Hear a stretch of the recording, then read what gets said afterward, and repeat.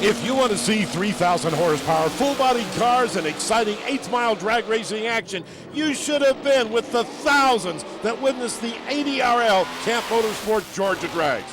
But if you missed it, stay tuned. Complete coverage is coming your way next on Inside Drag Racing.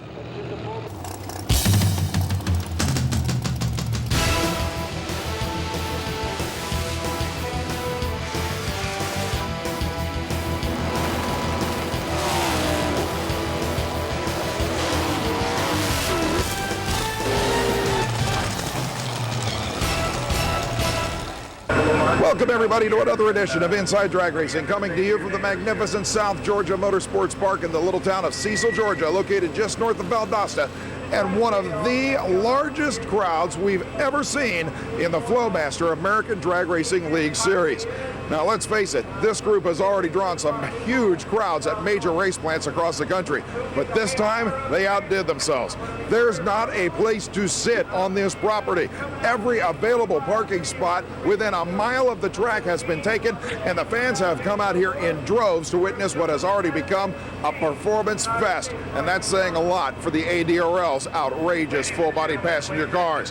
Now believe me when I tell you that the world records we've already seen in the Pro Nitrous and Pro Extreme categories have been astonishing this year.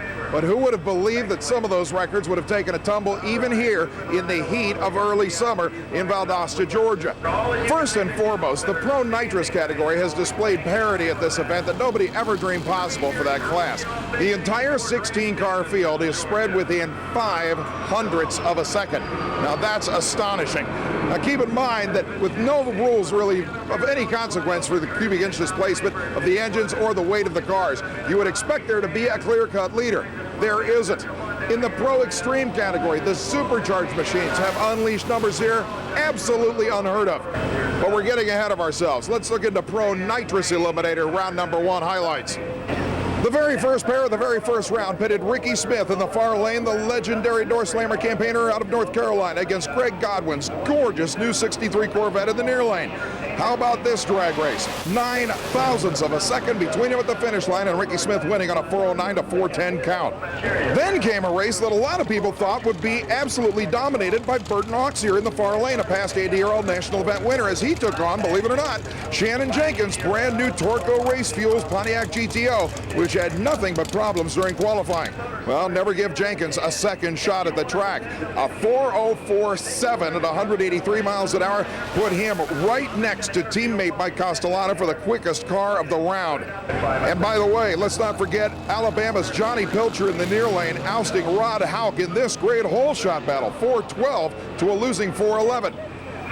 But there was at least one stunning upset in the opening round of Pro Nitrous, and it involved the number 1 qualifier, Castellano's brand new 2007 Ford Mustang that had run 4.04 seconds in qualifying. Against bump spot qualifier Tom Slick, Thomas Myers out of Texas in his bright red 63 Corvette, Castellano ran into problems and was forced to shut down, giving the dead last qualifier the ultimate upset of the round at 4.11 seconds. Now, Pro Extreme's opening round was just as exciting, but there was one driver in particular whom you're just about to meet that everybody was watching. First up, though, how about Ricky Smith? Yes, the same that you just saw in his nitrous oxide injected Corvette, now doing the driving duties of Terry Leggett's supercharged 2007 Mustang, and taking a surprising loss against Joe Baker's Florida Willys when both cars ran 3.99 seconds.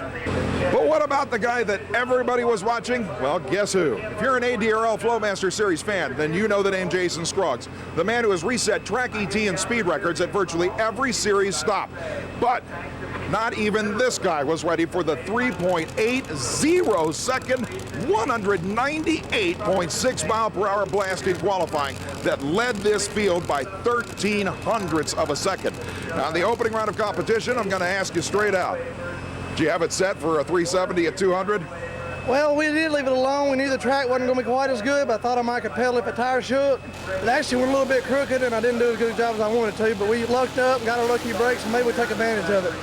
And indeed, I guarantee you that's what he'll have planned. But remember, when the sun goes down, which it will be just starting to set at the beginning of round 2 of eliminations, that's when this man runs best. That's when that 380 at 198 came out. So indeed, he's got an advantage when the weather cools.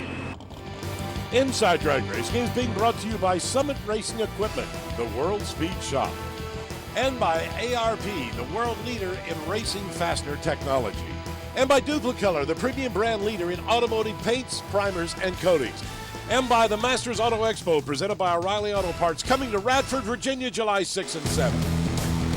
The ARP Quarter Mile Quiz with Butch McCall offers you a chance to win a Quarter Mile Quiz sweatshirt while testing your knowledge of drag racing. Brought to you by ARP, the world leader in racing fastener technology. Quarter Mile Quiz.